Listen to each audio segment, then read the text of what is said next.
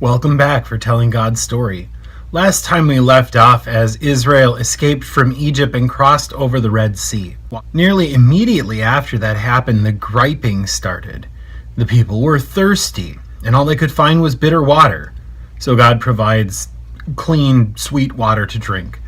They're hungry. They need food. Moses, why'd you bring us out in the desert to die? So God provides for them a bread from heaven, which they called manna, which literally means, what is it?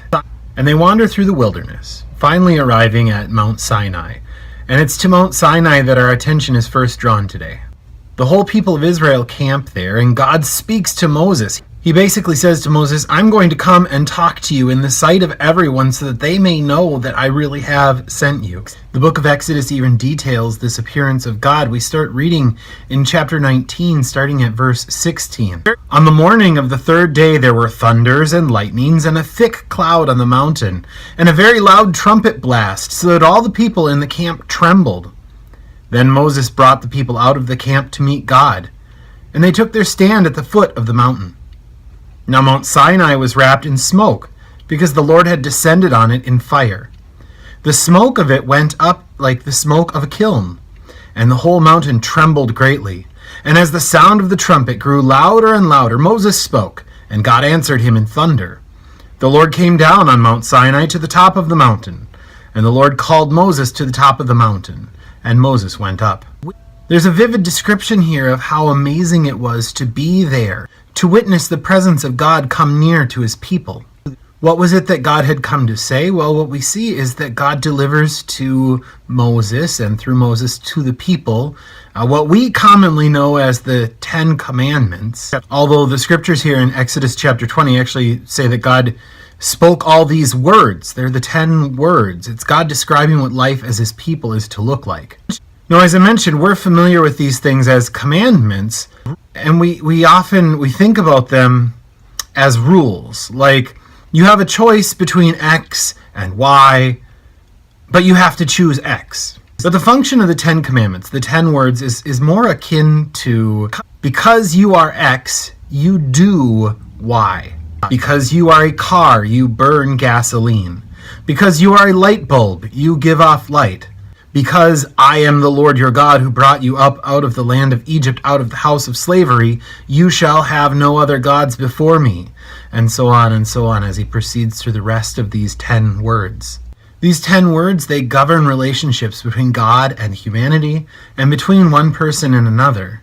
It often goes unsaid as the 10 words are actually delivered, and it often goes unrecognized in life in our world today. But when life doesn't look this way, when life is at odds with these 10 words, that's when things start to go sideways in our world and amongst people and between humanity and God. Now, understandably, being witness to all of this kind of freaked the people out. We read about that in chapter 20, starting at verse 18. Now, when all the people saw the thunder and the flashes of lightning and the sound of the trumpet and the mountain smoking, the people were afraid and trembled, and they stood far off and said to Moses, You speak to us, and we will listen, but do not let God speak to us, lest we die.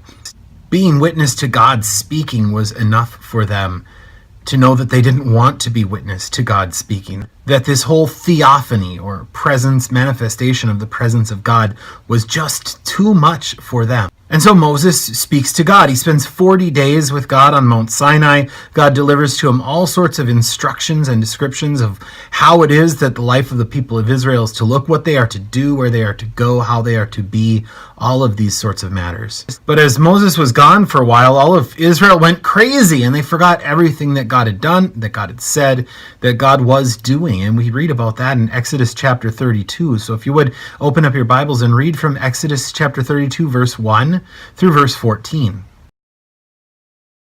So, apparently having forgotten everything that God has done for them, the people go to Aaron and they tell him to make for them a god, because this man Moses, who knows what's happened to him? He's been gone for so long on the mountain. Aaron had been in the presence of God, but Aaron takes all of this gold from them and he fashions a golden calf. The people, they see it and they immediately declare, These are your gods, O Israel, who brought you up out of the land of Egypt.